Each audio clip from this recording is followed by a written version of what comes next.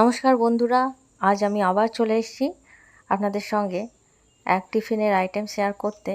সেটা সকলেই মোটামুটি বানিয়ে থাকেন, তবুও আপনাদের কাছে আমার রেসিপিটা শেয়ার করা। বেসন নিয়েছি, কালো জিরা ছড়িয়ে দিয়েছি, ধনেপাতা কুচি ছড়িয়ে দিয়েছি, লঙ্কার গুঁড়ো হালকা ছড়িয়ে দিয়েছি, আর নুন আর একটুখানি খাবার সোডা নামমাত্র। আন্দাজ মতো জল দিয়ে মিশ্রণটাকে ভালোভাবে মেখে নিতে হবে। এটা ব্যাটারটা তৈরি করছি।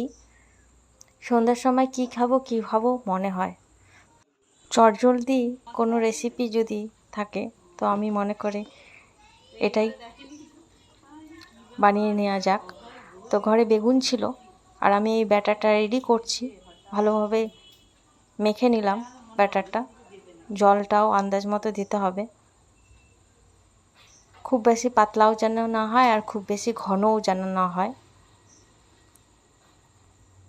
বেগুনগুলোকে লম্বা লম্বা করে পাতলা করে কেটে নেওয়া হয়েছে। কিছু ছোটো ছিল বেগুন, তাই জন্য ছোট বড় সব রকমই সাইজেই এগুলো আমি করে নিচ্ছি। বেগুনগুলো ডুবিয়ে ডুবিয়ে পাতলা করে আস্তরণ দিয়ে গরম তেলে আমি এগুলো ভেজে নিয়েছি। আর এইগুলো বেগুনি আপনারা কম বেশি সকলেই বানিয়ে থাকেন।